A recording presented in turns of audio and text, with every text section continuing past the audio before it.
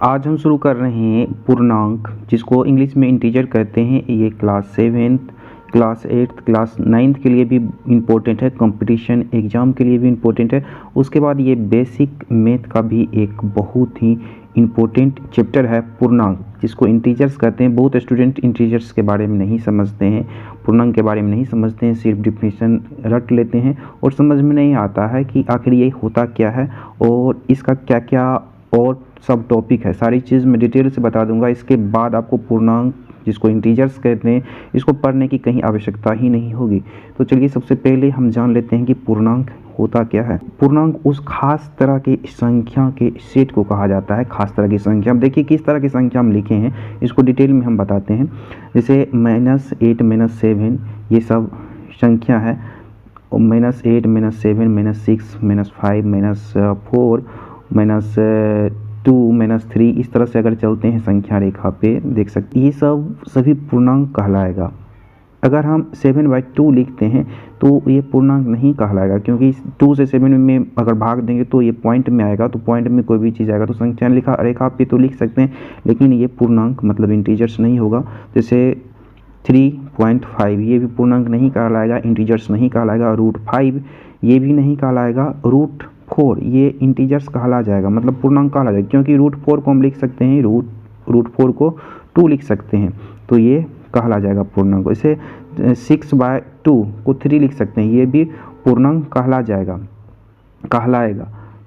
अब चलिए हम देखते हैं, परिभाषा हम देने की कोशिश करते हैं कि वो संख्या जो बिना झोल झपट का हो। झोल झपट का मतलब दशमलव में न हो या बटे में न हो, तो क्लियर रूप से लिखा हो, तो उस संख्या को पूर्णांक कहते हैं। ये दिमाग में सिंपल तरीका से बैठा लेना है, पूर्णांक किसी को कहते हैं।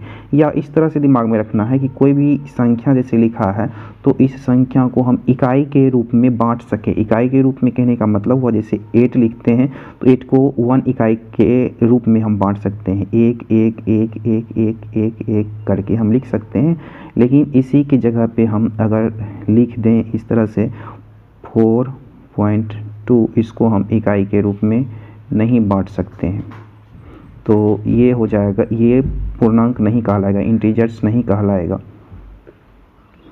मेरे ख्याल से इंटीजर समझ में आ गया होगा, मतलब पूर्णांक समझ में आ गया होगा।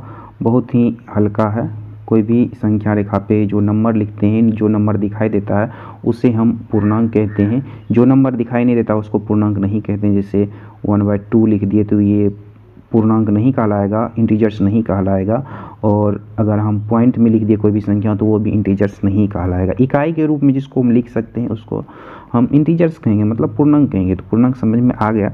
उस पूर्णांकों का जोड़ या घटों का गुण क्या क्या होता है। सबसे पहला जो गुण होता है योग, मतलब जोड़ और घटों का समवृत्त गुण। समवृत्त गुण का मतलब होता है दो पूर्णांकों को जोड़ने या घटाने पर, दो पूर्णांकों को जोड़ेंगे या घटाएंगे तो हमको पूर्णांक संख्या ही प्राप्त होगा। तो ये दिमाग में रख लीजिएगा, ये होता है समवृत्त नियम। तो समवृत्त नियम के अनुसार दो पूर्णांकों को जोड़ें या घटाएं तो वो पूर्णांक संख्या ही मिलेगा, वो इंटीजर्स ही मिलेगा। उसके बाद आ जाता है क्रम विनिमय नियम। जोड़ का क्रम विनिमय नियम। क्रम विनिमय नियम का मतलब होता है क्रम को उल्टा कर देना। जैसे 5 जोड़ 3, इसको लिख सकते हैं 3 जोड़ 5, दोनों में कुछ अंतर नहीं होगा, दोनों का मान बराबर ही होगा, 8 ही होगा। -7 जोड़ 5, तो इसको लिख सकते हैं 5 जोड़ -7, दोनों का मान बराबर ही है। उल्टा पुल्टा कर दिए हम पूर्णांक को, तो उसको जोड़ेंगे तो बात बराबर ही होगा, पूर्णांक ही मिलेगा। इसको बोलते हैं क्रम विनिमय नियम। मतलब a जोड़ b बराबर b जोड़ a, ये होता है क्रम विनिमय नियम का रूप। तो इस रूप को याद रखना है। ये PDF फॉर्म में मिल जाएगा टेलीग्राम चैनल पे, डिस्क्रिप्शन में लिंक दिया है, टेलीग्राम चैनल पे ज्वाइन कर सकते हैं, वहाँ मिल जाएगा। और ब्लॉग पे भी जा सकते हैं, वहाँ डिटेल में लिखा होगा तो आप पढ़ सकते हैं, वहाँ से नोट्स बना सकते हैं। उसके बाद साहचर्य नियम क्या होता है। योग का साहचर्य नियम, ये पूर्णांक के लिए हम कहते हैं a + b + c बराबर a + b + c। मतलब पहले दो पूर्णांकों को जोड़ना, उसके बाद लास्ट में तीसरा को जोड़ना, बराबर कर देंगे हम। लास्ट में दूसरा को जोड़ते हैं, उसके बाद पहला को जोड़ते हैं, तो जो मान मिलेगा दोनों बराबर ही होता है। तो ये कहला जाता है साहचर्य नियम। जैसे 5 जोड़ 3 जोड़ 4 किए तो पहले 5 और 3 को जोड़े उसके बाद 4 को जोड़े, या हम पहले 3 और 4 को जोड़े उसके बाद 5 को जोड़े, तो बात बराबर ही होगा, 12 ही मिलने वाला है। तो ये होता है साहचर्य का गुण, पूर्णांकों के साहचर्य का गुण। अगर तत्समक गुण बोले, योज का तत्समक गुण क्या होता है? तत्समक का मतलब क्या होता है? जस का तस रहना। तो कोई भी पूर्णांक में क्या ऐसा चीज़ जोड़े जो कि जस का तस रहे। जैसे 2 एक पूर्णांक है तो इस पूर्णांक में क्या ऐसा चीज़ जोड़ेंगे कि ये 2 ही मिले, तो 0 जोड़ेंगे। तो योज का तत्समक होता है 0। तो किसी भी पूर्णांक में 0 जोड़ने पर वही पूर्णांक प्राप्त होता है। 2 में 0 जोड़ने पर 2 ही प्राप्त हुआ, तो ये 0 हो गया तत्समक। -6 में 0 जोड़ने पर -6 ही प्राप्त होगा, ये हो गया 0 हो गया तत्समक। तो इसको शून्य को तत्समक बोला जाता है, योज का तत्समक। उसके बाद योज का प्रतिलोम होता है। प्रतिलोम का मतलब ये होता है कि वो पूर्णांक और उसका प्रतिलोम को जोड़ने पर अगर हमको 0 प्राप्त हो जाए तो वो प्रतिलोम कहलाता है। जैसे 3 का प्रतिलोम हो जाएगा -3, ये दोनों को जोड़ेंगे तो 0 प्राप्त हो जाएगा। -5 का हो जाएगा 5, इस दोनों को जोड़ेंगे तो हमको 0 प्राप्त हो जाएगा, तो ये कहलाएगा योज का प्रतिलोम। इंटीजर्स में गुणन का भी कुछ नियम होता है, गुणा का भी सम्मिलित गुण होता है। सम्मिलित गुण गुणा का क्या होता है? 2 पूर्णांकों को अगर गुणा करते हैं, गुणा करके जो चीज मिलता है वो पूर्णांक ही होता है, तो यही सम्मिलित गुण कहलाता है, गुणन का सम्मिलित गुण। उसके बाद कर्ण विनिमय गुण भी होता है गुणा पूर्णांक का। तो कर्ण विनिमय गुणा का कर्ण विनिमय गुण ये हुआ कि 2 पूर्णांकों को गुणा करने पर उसके उल्टा को गुणा करने पर एक ही चीज मिलता है। जैसे 5 गुना 3 बराबर 3 गुना 5 बराबर 15 ही होगा, तो ये कर्ण विनिमय नियम कहलाता है गुणा का। जैसे a गुना b बराबर b गुना a बात बराबर है, तो ये कर्ण विनिमय नियम कहलाएगा गुणा का। अगर हम गुणा का साहचर्य नियम देखें तो साहचर्य नियम भी उसी तरह से है योग के नियम जैसा। जैसे 3 पूर्णांक को गुणा करते हैं, 5 गुना 3 गुना 4, तो पहले 2 को गुणा कर लेते हैं 5 गुना 3, उसके बाद चौथा को गुणा 4 को गुणा करेंगे, या हम ऐसे भी कर सकते हैं लास्ट 2 को गुणा करते हैं उसके बाद हम 5 को गुणा करेंगे, तो बात बराबर ही होती है। इसको कहते हैं साहचर्य नियम। वितरण गुण गुणा का वितरण गुण, कोई किसी भी पूर्णांक के गुणा का वितरण गुण में जोड़ और गुणा दोनों आता है।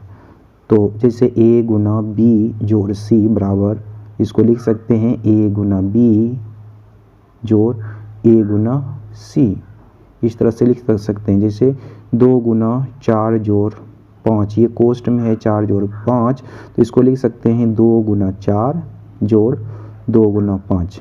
तो दोनों को कैलकुलेशन करें तो इसको भी कैलकुलेशन करें तो 18 ही होगा, मतलब 18 ही होगा, और इसको भी कैलकुलेशन करें तो 18 ही होगा। जैसे 5 4 9 दूनी 18, तो यहाँ भी 18 हुआ, ये 5 4 दूनी 8 और 5 दूनी 10, तो 8 जोड़ 10 बराबर 18 ही हुआ, तो दोनों बराबर। तो इसी को कहते हैं वितरण गुण। और गुणा का तत्समक गुण, तत्समक गुण भी उसी तरह से काम करता है। ब्लॉग पे जा कर के देख सकते हैं mathshindi.com, MATHS maths Hindi HINDI Hindi, उसमें डॉट लगाना है, उसके बाद लिखना है कॉम। तो ये mathshindi.com पे जा कर के फंडामेंटल मैथ चैप्टर में इसको देख सकते हैं। क्या है गुणा का तत्समक गुण? तत्समक का मतलब होता है जस का तस। तो कोई ऐसी पूर्णांक जिसमें क्या ऐसा चीज़ से गुना करें जो कि ये 4 ही हो जाए, वही पूर्णांक हो जाए, तो 1। तो गुणा का तत्समक होता है 1। किसी भी पूर्णांक में 1 से गुना करने पर वही पूर्णांक मिलता है, तो 1 को कहते हैं तत्समक। तो गुणा का तत्समक गुण इसी तरह से काम करता है। प्रतिलोम गुण क्या है? किसी भी पूर्णांक को उसके प्रतिलोम से गुना करने पर 1 प्राप्त होता है, तो 4 का प्रतिलोम हो जाएगा 1/4, तो ये हो गया प्रतिलोम। 4 का प्रतिलोम हो गया 1/4, दोनों को गुना करेंगे तो 1 प्राप्त होगा। जैसे 1/2 का प्रतिलोम तब क्या होगा? इसका प्रतिलोम हो जाएगा 2/1, ये 2 ऊपर चला जाएगा, 1 नीचे चला जाएगा, ये हो गया इसका प्रतिलोम। ये दोनों को गुना करेंगे तो 1 प्राप्त होगा, 2 2 कैंसिल तो 1 प्राप्त हो गया, तो इसको कहते हैं प्रतिलोम गुण। तो उसके बाद है शून्य से गुना, किसी भी नंबर को, किसी भी पूर्णांक को शून्य से गुना करते हैं, शून्य से गुना करते हैं तो वो शून्य ही प्राप्त होता है। तो ये होता है शून्य से गुना करने का गुण। किसी भी इंटीजर्स को शून्य से गुना करेंगे तो शून्य ही प्राप्त होगा। इसका डिटेल आप देख सकते हैं वेबसाइट पे जाके, ब्लॉग पे जाके, mathshindi.com पे जाके। उसके बाद कुछ भाग का भी नियम होता है, भाग का भी नियम देख लेते हैं। जैसे -8 भागा -4 लिखें तो ये हो जाएगा 2, मतलब -8 -4, तो ये माइनस माइनस भी कैंसिल हो जाएगा, तो इसको 2 लिख सकते हैं। और -8 भागा 3, ऊपर में माइनस है, नीचे में नहीं है माइनस, इसको भागा देंगे तो ये माइनस में ही इसका आंसर होगा। और इसी तरह से अगर हम ऐसे भागा दें a भागा 1, किसी भी चीज़ में, किसी भी पूर्णांक में, किसी भी इंटीजर में 1 से भागा देने पर यही चीज़ प्राप्त होता है, ये गुण है। उसके बाद किसी भी इंटीजर में -1 से भाग देने पर हमको यही इस इंटीजर में माइनस लगा मिलता है। तो ये सब चीज़ दिमाग में रखनी होगी।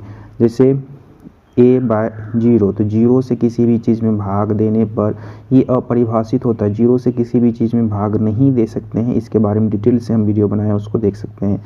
हाँ, किसी भी पूर्णांक से अगर 0 में भाग दें तो वो 0 होगा।